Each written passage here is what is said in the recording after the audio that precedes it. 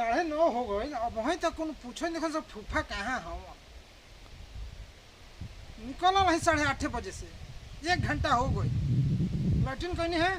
अब मुँह वहीं तक रगड़े थे अभी पूछो ना ना सके फूफा मुँह हाथ धोना कि ना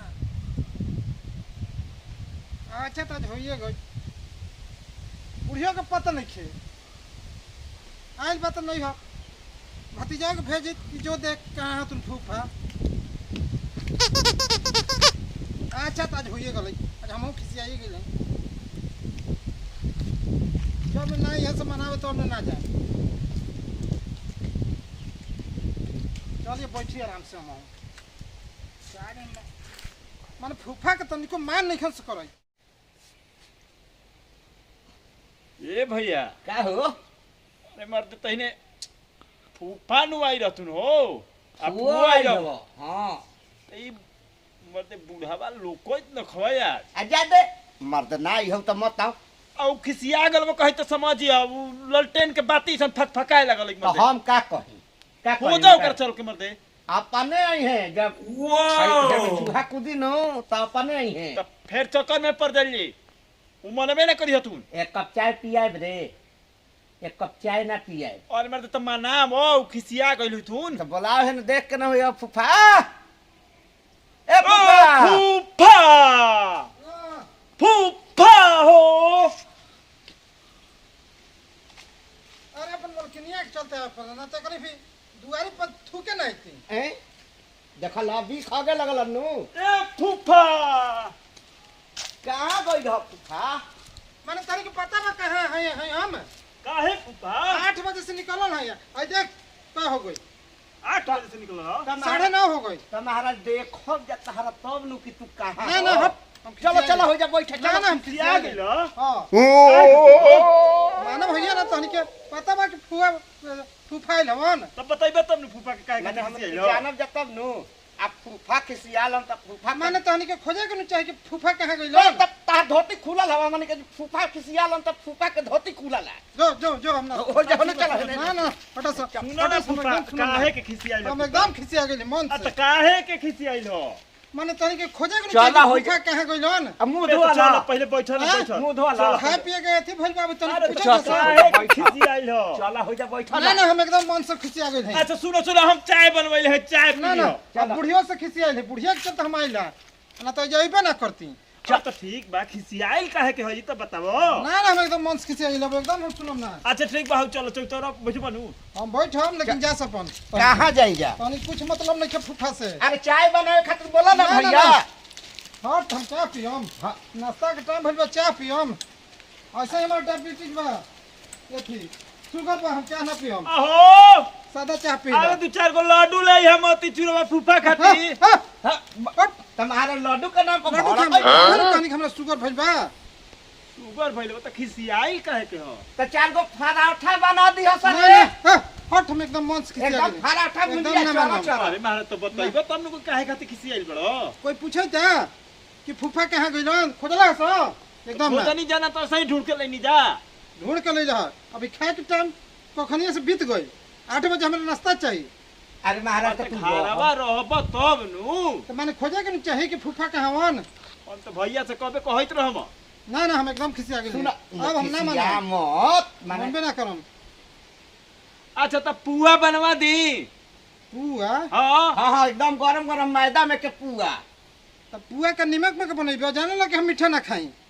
अब पुआ कहलवा है कि पुआ चाहिए हाँ बड़ी अरे उ का कहियन उनके चलते तो हम परेशान हई हाँ कह फुआ जब- कहला के बड़ी पुआ दबावे लन तोर फूफा जब मन कही तो अरे हम जाई थी भाई ही रहा भाई यही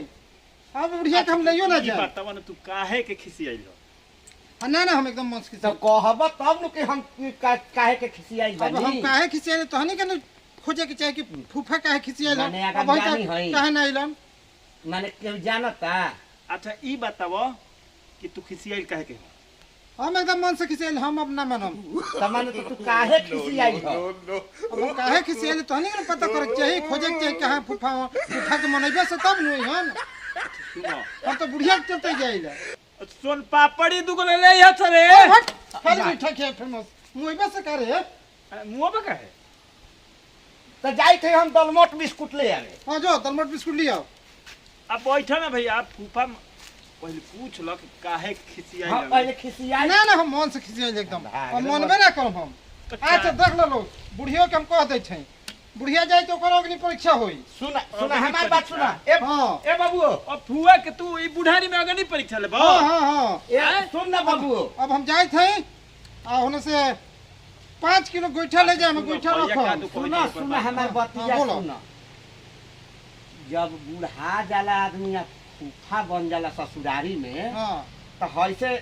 धोती खोल के ना नाचल जाए ठीक न अरे हमार सास आ ससुर हन तनी मनी हम खिसियाई नु तो गोड़ परिया होखे लागे गोड़ धर के मान जा मान जा मान जा मान जा मान जा, हाँ। गर्दन माने- टिप देते जा हाँ। गर्दन की बरे ना, कोई ना। बस का गर्दन में हिने मन हेन दबा ऐसे दो देखा हाँ भैया दबाओ हम धइले हैं हाँ। या तू तन दबाओ तो हाँ देखो अरे गर्दन में दबा भैया गर्दन अरे, अरे, में। अरे। हाँ दबावत है दबाओ, खड़ के दबाओ। दबाओ। गर्दन दबाई अरे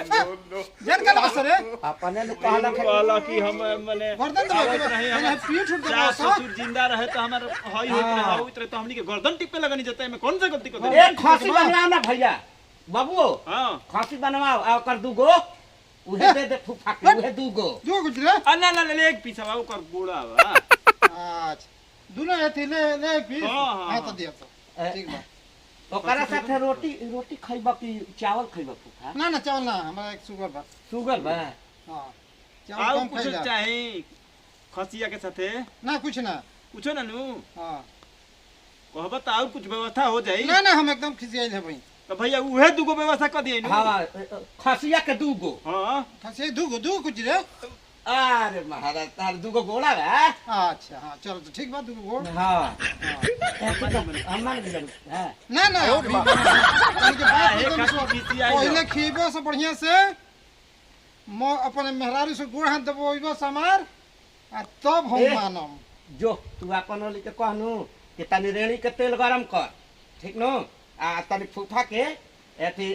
गोड़े उड़े गोड़ी मुड़ी सब लगा अरे गोड़ी मुड़ी हाँ माने गोड़े में लगा हाँ। लेडी के तेल काहे कैसी करबो हम ही तार गर्दन में टिप दे हाँ, छो गर्दन के मुंह बस कर ना ना महाराज एकदम मुंह पे गर्दन रखो। में हम अरे मर्द टिप देतो। जियाला बिना कवन तू डूबर भइल देखो अरे। फूफा। तो अपन फुफा अरे लगा के फूफा। मुस्मात बने बस कर रे फूफा बैठो हो बैठा फूफा बैठा बैठा देखा हो कतना बढ़िया हाँ आहा ऑल बॉडी मसाज हाँ अब कैसा है बस बस बस बस निकल गलो बाबू। रह दे बच्चा अब रह दे चलो निकल गलो कि ना मानला कि ना अब मनला कि ना अब खुश होबे नहीं लेकिन ई सुन ल सर हां बुआ खातिर कह दे छै हाँ। जाई तो ओकर अगली परीक्षा एकदम होई ले ली अग्नि परीक्षा अग्नि परीक्षा न ले पहले बाकी हम ले आओ तनी खसिया के दूगो दूगो माने उहे दूगो गोला हाँ। है लेक पीछे हाँ, कोई दूगो तू ऐसे हलो कइत काहे हो मन हरकी ना कहते दूगो कहते तो दूगो तो कमन हम लेते हैं कि दूगो खसी खाएं अरे दा ओहो रको मत महाराज दूगो पर खसी के साथ बोलाऊ का चाहिए बस हम क्या चाहिए खसी के साथ रोटी बनवा दी सो खा ले खसी के साथ रोटी खाई हाँ रोटियो खाई हाँ। तो ज्यादा किसी नहीं कनु ना मान अब गए मान लेकिन गेलै। ये सुन लो सर हां तो के एकदम ध्यान दो हम खा पी के आराम कर फिर देखो जैसे कि कहीं फूफा फिर मत खींचे। अरे। सुनो हाँ अब ओ खाती हम घर के हर कोना पर हाँ सीसीटीवी कैमरा लगबे हाँ अब कब फूफा अच्छा तो हमन के मालूम कैसे चली कि आ तू देखत खिसियाई रहियो बा? सा और देख लो सा जहाँ सीसीटीवी कैमरा हुई ओकर सामने हमरा बैठियो सा ठीक कहलो हाँ। तबे नु देख ले जा खाना खा के आराम से बैठा रहम हम्म, आ देखत रहियो सा कि फूफा खिसियलन कि ना अच्छा आ खिसिया जम तो तुरंते मनावे आ जियो एकदम एकदम लेकिन ई बताव ना फूफा काहे खाती खिसियाई एक बार कहनी नु कि हम 8 बजे से मुंह धो के बैठल हई कोई पूछे नहीं किया 9:30 हो गई तब बूढ़ पुरानिया महाराजा साहब 12-1 बजे खाला जाए नहीं दे खी। फूफा हमारा बुझाते कि 8 बजे से ना हम अनेरिया बूढ़ पुरानिया नहीं खी तू सठियाई जाई था का अरे हमारा बाल बच्चा हो सब देख ले मार के गिरा दे ना फूफा देखो चलो ओइसन मत चलो चलो चलो हमन के मान खसी- गइल नु खसी अब चलो खसी के दूगो व्यवस्था कइले हाँ दूगो भुंजवा देब हम चल। लेकिन बुढ़िया कह दिया सा हाँ। बुढ़िया के पलखिया सा हाँ ठीक बा अपन फुआ के ए जे हाँ वही हमारे पीछे पीछे तो ओकर अग्नि परीक्षा ले। अग्नि परीक्षा हाँ है बुढ़ानी में फुआ अग्नि परीक्षा दी ये सगी परीक्षा लेम कि ओकर जब मन करी तब अपन नैहर पहुंच जाती मैंने है। तो और तो दोसरा नैहर घर है है। तार ससुराल बा तू आबो उहो आबो आ ओकरे चलते हमारा ही जावे पड़ता। तो ठीक नु बा ए जाओ त दुबारा गइल का दुबरा गनी हमर मानदान नहीं होई। अब का मानदान का कोनो तारा में एगो हम- बांस कइल जाओ एगो हमर सास ससुर रे माने झूठ कहै छै मारम नु हैं? फिर हम जा जा खिसिया मत चलो आव तन देखले खसिया के फिर दूगो खिसिया भैया जा दूगो खसिया के दूगो भुंजवा अरे। दो न माने दूगो गोड़ा बा हाँ, कुछ भुंजवा दे। गोड़ा बा दुनिया में या भैया दुए को नो हाँ। चाहते लिया के आओ चलो ना घर ही आ जा लेकिन जो कहली ध्यान रखे के बा। हां हां एकदम एकदम चलो आ जा हम फिर खिसिया जा नु ना ना अब सीसीटीवी कैमरा लगा रही सीधा- है जे बैठबो सोच हो जाए। चला ना ना, खिसिया के का हाँ। दुनी तो कर ले ए, तो ना कुछो ना कहनी चलो